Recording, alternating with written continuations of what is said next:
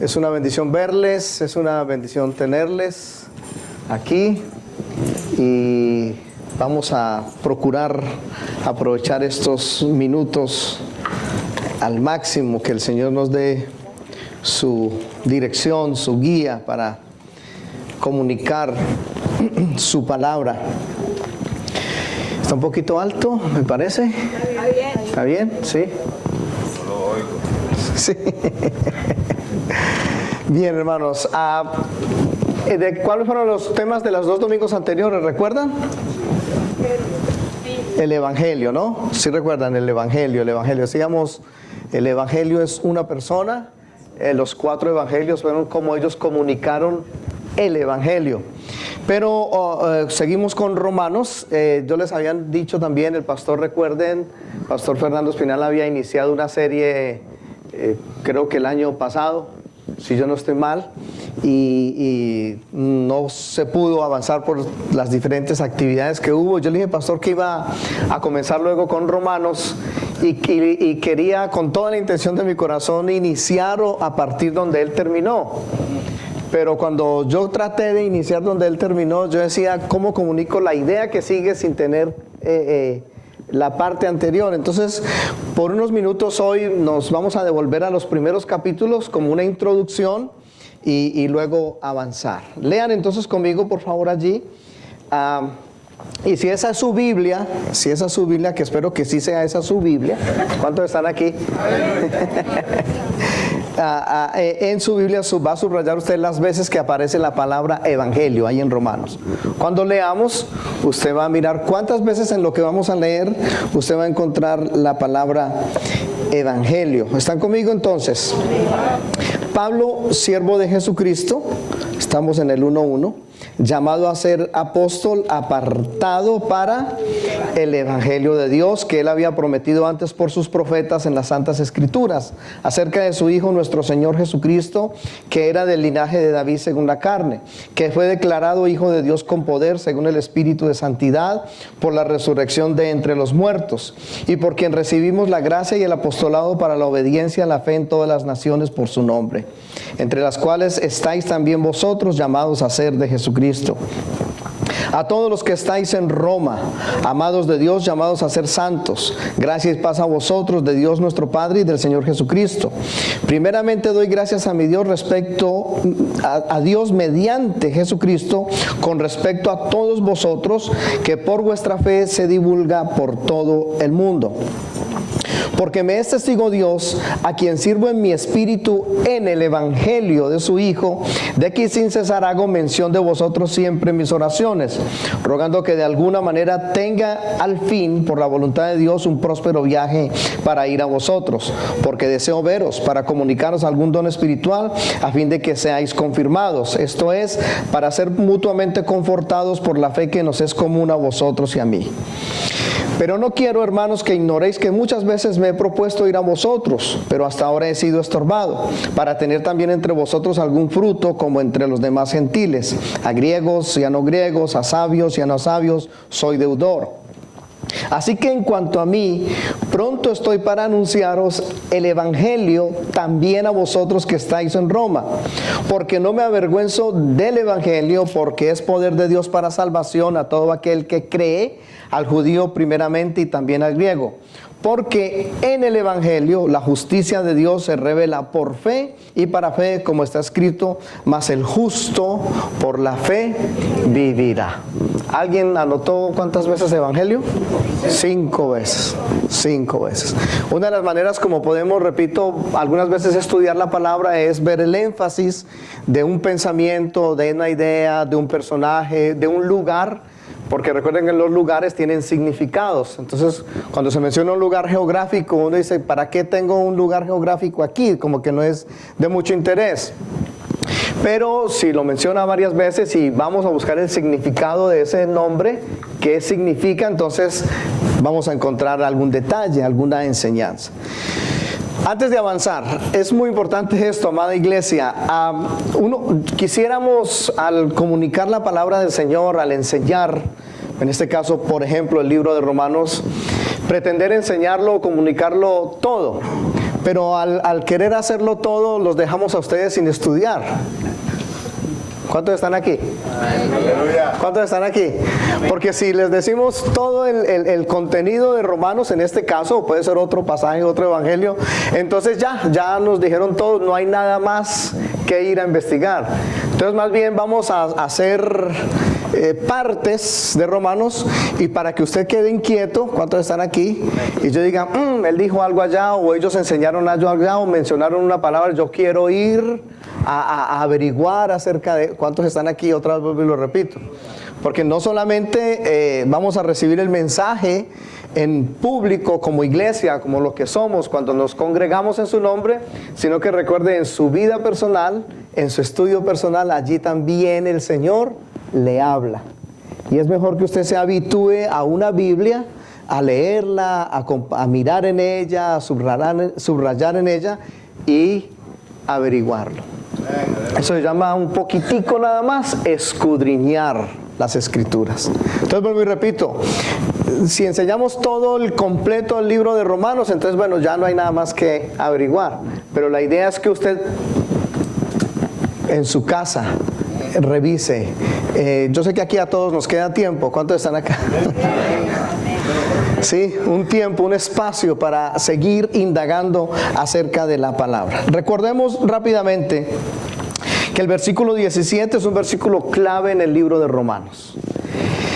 Es clave por varias razones. Solamente queremos recordar la última parte donde dice, mas el justo por la fe vivirá.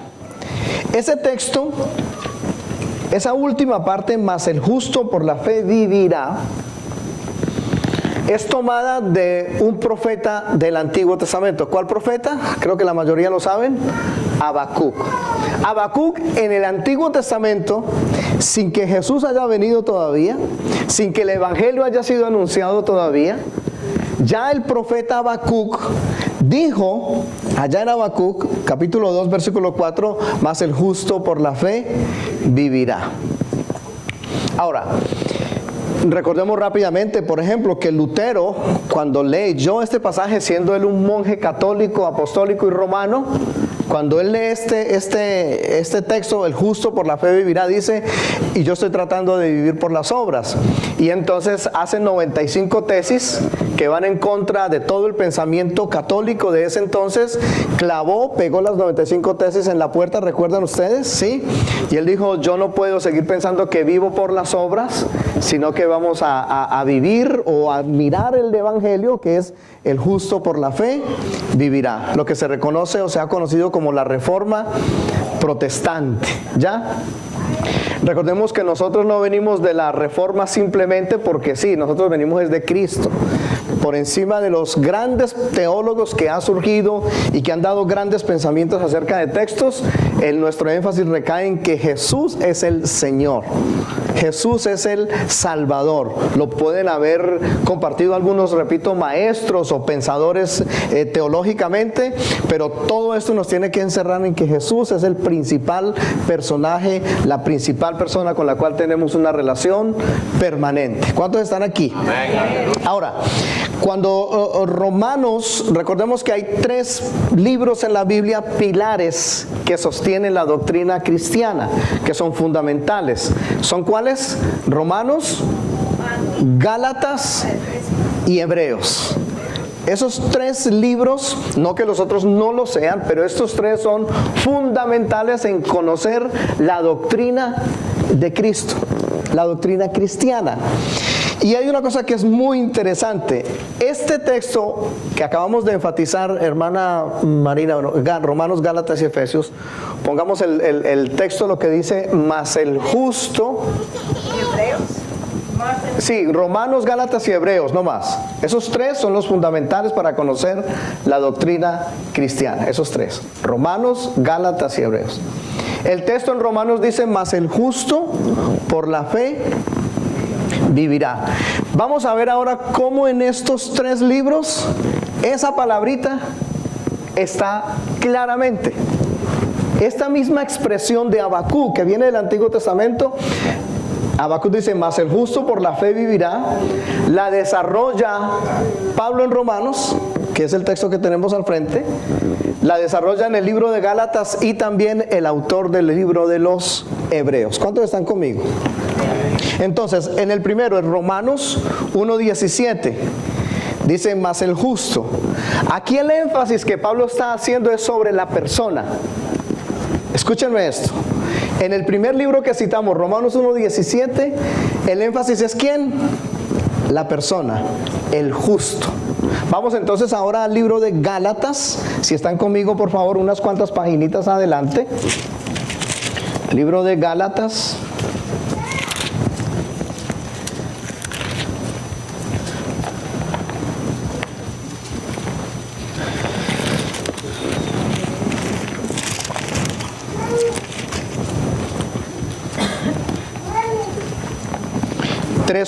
Gálatas 3:11. Si están conmigo, leemos.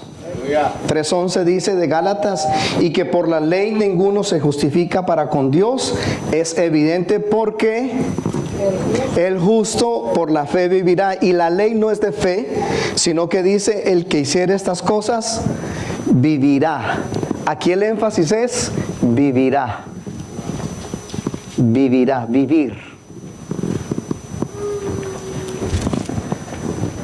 La vida está en creer en el Evangelio. El justo por vivirá. Y en Hebreos, y ahora en el libro de los Hebreos, leemos en el capítulo 10, unas cuantas paginitas adelante.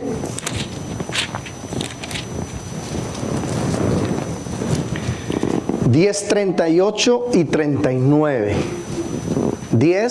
Capítulo 10 de Hebreos, versículos 38 y 39. Dice, mas el justo vivirá por fe, y si retrocediere no agradará a mi alma.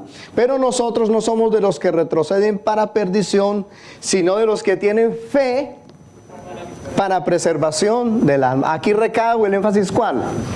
La fe. En Hebreos es la fe, en Gálatas es la vida y en Romanos es la persona.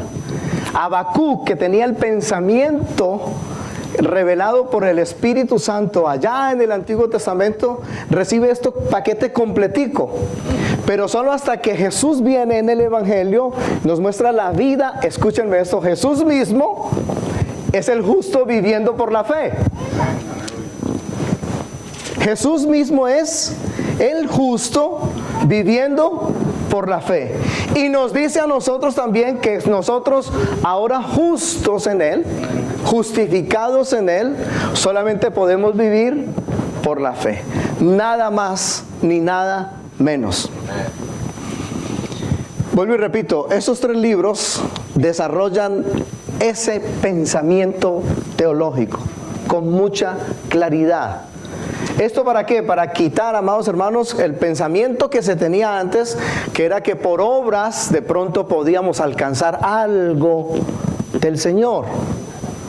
Algunos quizás pensaban yendo a un lugar muy alto, haciendo algunos sacrificios, yendo de rodillas, por ejemplo.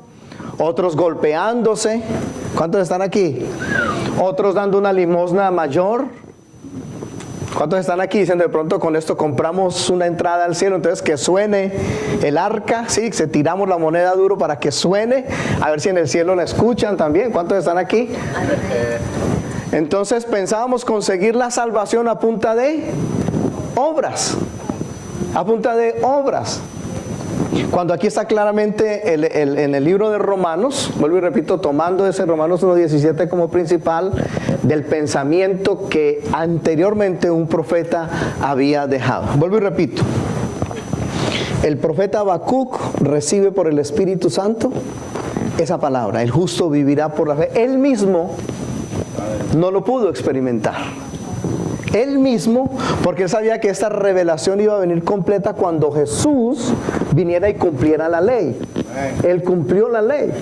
Al él cumplir la ley, satisface las demandas de la ley y todos nosotros ahora somos incluidos en él. Hemos ido a él, hemos sido aceptados por Él. Mira, amado hermano, permítame decirles esto. El Evangelio es mucho más que decir que yo acepté a Jesús. El Evangelio es que Dios me aceptó a mí. Aleluya. ¿Cuántos están aquí? Aleluya.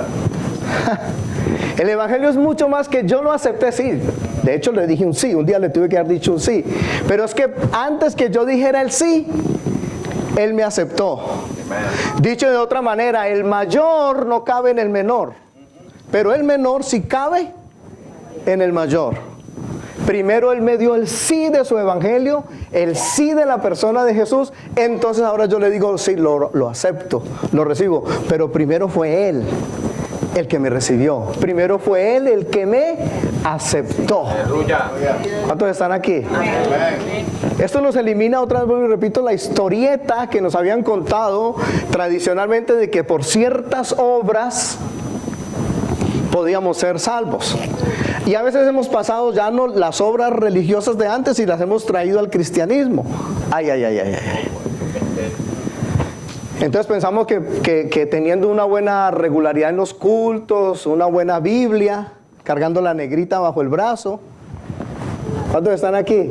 Llevando la Biblia grande aquí bajo el brazo, pero no la llevamos en el corazón.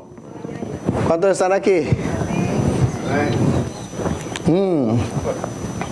Amada iglesia, el justo, nosotros por la gracia del Señor, nuestra vida permanente está por la fe en el Señor. Amén.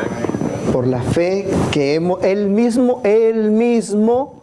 me ha dado la fe. No sé si esto es redundancia o no, ayúdenme con esto un poquito en la gramática, pero yo no sé si esto es repetitivo. Él mismo puso la fe para yo creer en Él. Amén. Yo no sé si eso suena como bajar abajo o algo así por el estilo. ¿Cuántos están aquí? Usted y yo creímos porque Dios mismo puso en mí que creyera en Jesús. Por eso es blasfemia rechazar lo que Dios puso. Por eso ese pecado no es perdonado. Cuando yo rechazo lo que Dios me ofreció. Dios me dijo, Jesús es. Si yo rechazo la propuesta de Dios, estoy diciéndole, no es suficiente tu gracia, no es suficiente tu amor. Dígale al que está a su lado, ambos vivimos por la fe. Aleluya. Ambos vivimos por su misericordia. Gracias, papá. Bendito sea su nombre. Mira, amado hermano, el Evangelio, dice el texto, es poder de Dios. ¿El Evangelio es qué? Es poder Poder de Dios. Hay dos grandes poderes en la Biblia, uno en el Antiguo y en el Nuevo Testamento. Es decir, en que conocemos que Dios es poder, que Él es todopoderoso. En el Antiguo Testamento hay un pasaje que nos habla en Éxodo capítulo 14 y Éxodo capítulo 15. Si usted va rápidamente a su Biblia, solamente mira el título y me dice qué es. Éxodo 14 y 15. ¿Cuáles son los títulos allí? Los israelitas cruzan el Mar Rojo. Ok, eso es poder de Dios, ¿cierto que sí? Los israelitas haciendo ¿qué? Cruzando el Mar Rojo. ¿Cuál es el otro título en el capítulo 15? Cántico de Moisés y María. El cántico. Y si usted lee el cántico, es poder de Dios, de una manera tremenda. En el Éxodo, repito, 14 y 15, es el poder que sacó a Israel de Egipto. Pero en el Nuevo Testamento, el poder, según Efesios 1:20, es la resurrección de Jesús. Aleluya. Es decir, lo que le da al Evangelio el poder para transformar es que no que ellos cruzaron el Mar Rojo y eso es poderosísimo. Aleluya. El maná que cayó del cielo, eso es poderosísimo.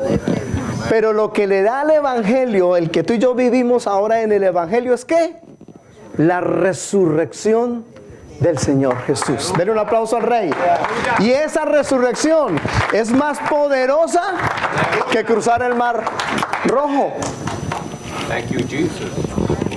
Porque el cruce del Mar Rojo salvó a los israelíes, los salvó en su momento.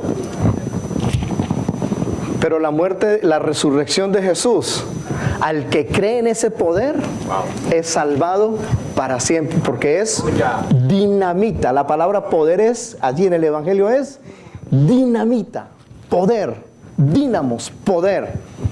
Recuerden que la dinamita, según su uso, o es buena o es mala. Porque, por ejemplo, ¿cuándo es buena el poder dinamita? ¿Cuándo? Dínamos, ¿cuándo? Cuando van a construir, por ejemplo, un túnel y necesitan dinamitar la montaña, romper la montaña. Entonces hay un poder para romper esa montaña, atravesar luego una carretera, etcétera, etcétera. Pero también ese poder es malo cuando es usado como acto de terrorismo. Y también es dinamita.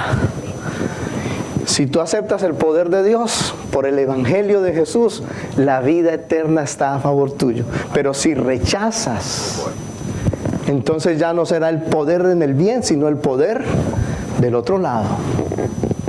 Porque el que rechaza a Jesús, rechaza al Padre. Y las consecuencias son terribles de ese rechazo. Yo repito, esas como reglas para medir lo que es el poder. En el Antiguo Testamento nos habla de ese paso del Mar Rojo. Uno se queda asombrado. ¿Qué hecho tan poderoso? Que venga maná del cielo, qué hecho tan poderoso. Todos recordamos lo que le pasó a Egipto, a Faraón, de hechos poderosos. Pero por encima de todos esos, en el Nuevo Testamento, amados hermanos, está el poder de Dios. Efesios 1:20. Poder, dice, la cual operó dice 1:19. Y cuál la supereminente grandeza de su poder para con nosotros los que creemos, según la operación del poder de su fuerza, la cual operó en Cristo, resucitándole de los muertos y sentándole a su diestra en los lugares celestiales. Gracias, papá.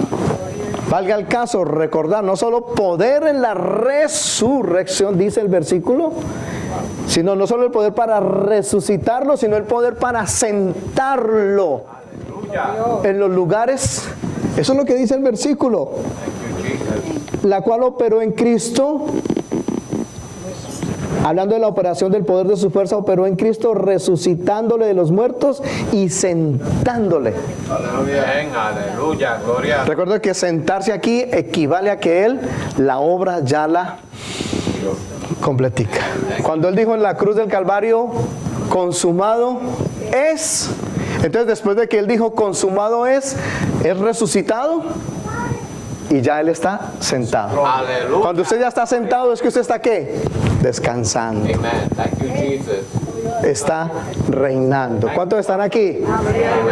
¿Cuántos están aquí? Sí, cuando usted termina una labor, un trabajo, dice, yo me voy a sentar. Pues la Escritura dice que Él, por el poder de la fuerza, fue también sentado. Gloria a Dios. Y Él ahora descansa. ¿Cuántos están descansados en Él? Amén. Estamos descansados totalmente en Cristo Jesús. Aleluya. Entonces, el tema central de Romanos es Cristo y su iglesia. Por eso parte del título de hoy es Cristo en el libro de Romanos, o Cristología, que es lo mismo, estudiando a Cristo en el libro de los Romanos. ¿Cómo será el Señor de bueno, de bello, de poderoso nuestro Dios? Que hay un testigo, que es una carta llamada Romanos, precisamente al imperio de esa época, para recordarle al imperio de esa época que hay uno que sí es realmente Rey de reyes. Aleluya. Y Señor de señores. Por encima de los césares, por encima de todos estos terratenientes, de todos estos imperios, Romanos, esta carta de Romanos es testigo de que hay siempre uno que es superior. Thank you, Father. Usted no le escribe una carta a su enemigo. ¿Cuántos están aquí? Y si la escribe, ya me imagino la letra. Lo que dice las palabras. Ay, téngase a las consecuencias y me lo encuentro en el camino. ¿Cuántos están aquí?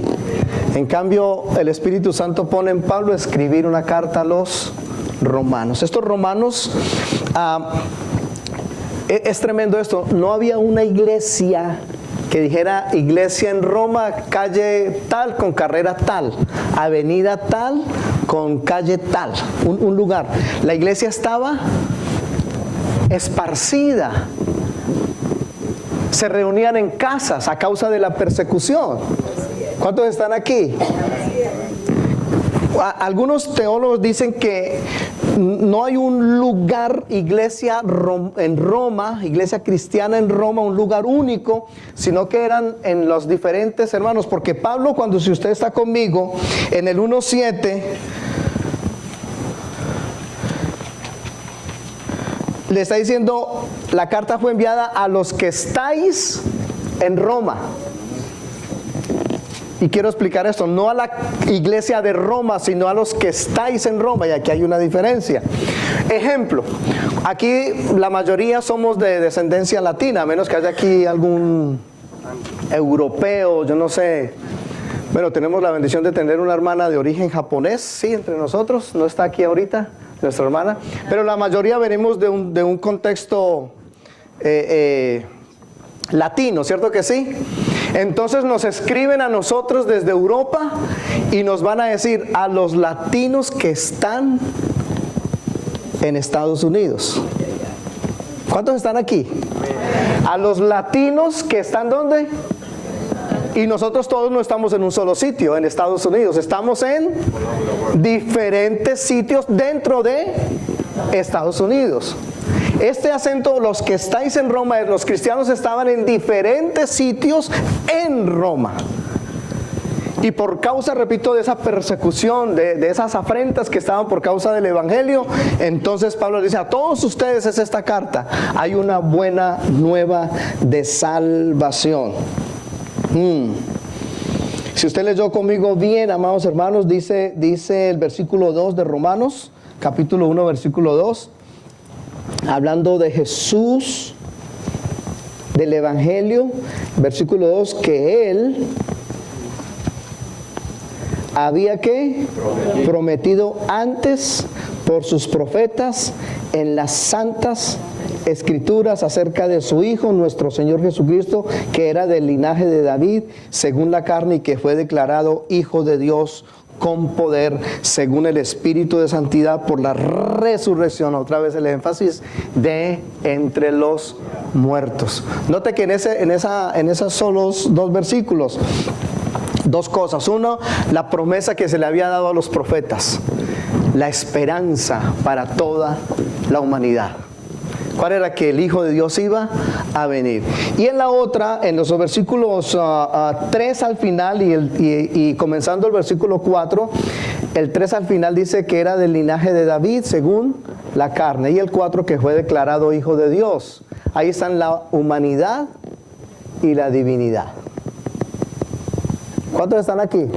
En esos dos versículos solamente, al final del 3 y al principio del 4, Pablo está mostrando la humanidad del linaje de David, su humanidad, declarado Hijo de Dios, su divinidad. Uno solo, 100% Dios, 100% hombre. Algo que nosotros nos quedamos cortos en explicar y en entender. Solo la sabiduría y el poder de Dios nos va ayudando a comprender la hermosura de nuestro Señor Jesucristo. Él fue declarado Hijo de Dios con poder. Thank you, Father. Él es el Dios verdadero. Thank you, Jesus. Repito, a los profetas se les había anunciado antes de Cristo, del Evangelio, de la vida, de la persona de Jesús. Entonces, Este evangelio no es nuevo, digámoslo de esta manera. Los profetas del Antiguo Testamento hablaron acerca de Jesús. Pablo cita por lo menos 60 veces el Antiguo Testamento en sus cartas, por lo menos. Pablo mismo cita ¿cuántas veces? Por lo menos 60 veces cita el Antiguo Testamento en sus cartas. Entonces, amados hermanos, no es nuevo, sino que ahora es revelado. ¿Cuántos están aquí? El Evangelio viene a nosotros como una iluminación de Dios. Viene a nosotros para ser cambiados, para ser transformados. Valga el caso, hermanos, porque es que tal vez usted no sé qué escuchará, pero hay mucha gente que le gusta, tiene comezón de oír y quiere que le digan cosas nuevas. ¿Habrá algo más nuevo que la vida en Jesús? ¿Habrá algo más completo que la vida en Jesús? Esa es la vida de siempre, esa es la noticia de siempre, eso es lo nuevo de siempre, esa es la verdad de siempre. ¿Cuántos están aquí? Pero hay algunos que están buscando en la novedad. Y por aquí cerquita, si usted va y pone un billetico, le hablan al oído. ¿Cuántos están aquí? Otros por allá, pague por sufrir, dice por allá en otro sitio. ¿Cuántos están aquí? Si es nuevo, probablemente no es verdad. Y si es verdad, no es nuevo. El Evangelio, la mejor noticia, la buena noticia, la nueva noticia de siempre es: Jesús murió por mí en la cruz del Calvario. Él es el eterno Hijo de Dios. Entonces fue manifestado en su encarnación del linaje de David. Fue declarado Hijo de Dios. La palabra declarado en el griego es orizo con H, orizo. Significa horizonte, marcado por señales. Vuelvo y repito, declarado Hijo de Dios, es orizo, que es horizonte, marcado por señales. En otras palabras, el puente entre el Dios eterno y nuestra humanidad se llama Cristo Jesús. Él es el horizonte, Él es el que está allí entre el Dios eterno y nosotros, que éramos pecadores. Y seguimos siendo ahora pecadores perdonados. ¿Cuántos están aquí? O alguno esta semana no pecó. Y que por favor me diga cómo hizo. Alguno no pecó y dijo: yo esta semana me porté, mejor dicho, santo. Escúcheme, ni estando encerrado en oración y ayuno. ¿Cuántos están aquí?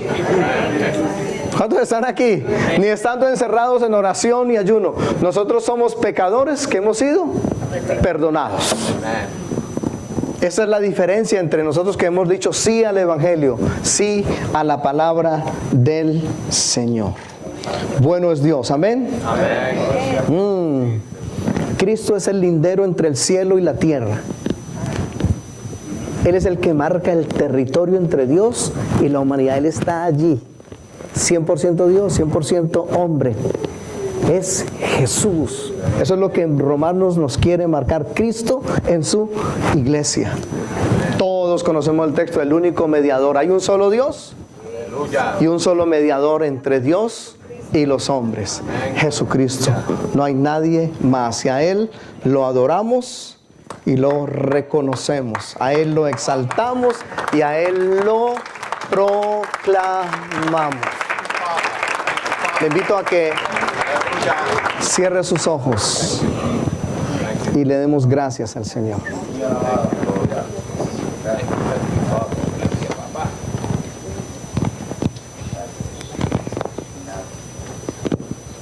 Tú eres el Señor. No hay más que hacer ni que decir.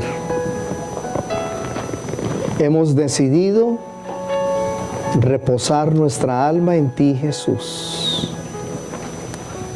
hemos decidido aceptar tu invitación a ser tuyos. Y gracias porque es tu misma gracia la que nos ha llevado a ti. Así como leíamos ahora de las bodas del rey, Él fue el rey el que mandó a invitar. El rey fue el que invitó.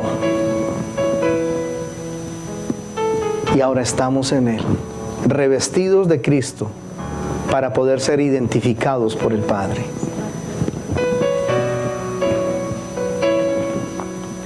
Él es quien ha perdonado nuestros pecados.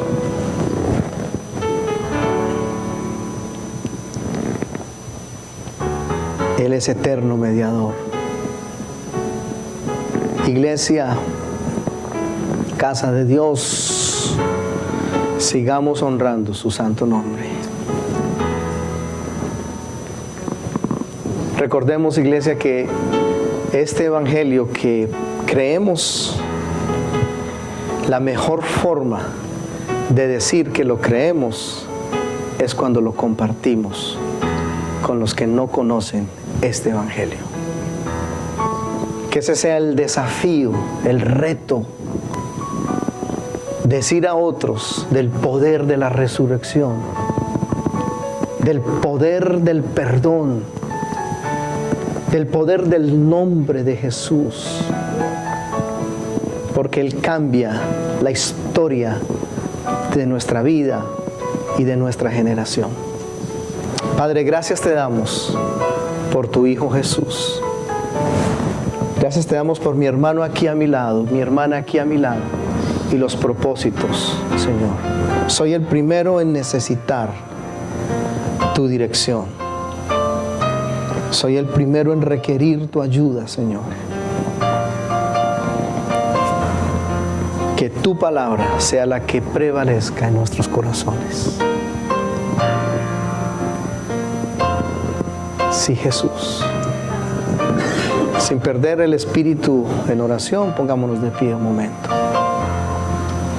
Sin perder este momento allí. Siga dando gracias, siga adorando, siga expresando al Señor la alabanza por su obra perfecta. Gracias por el tiempo en tu casa, por el tiempo juntos. Señor, que mantengamos hambre y sed de ti, hambre y sed de tu palabra. Gracias, Señor, por ayudarnos y por hablarnos en esta tarde. Gracias por tu presencia en nuestras vidas.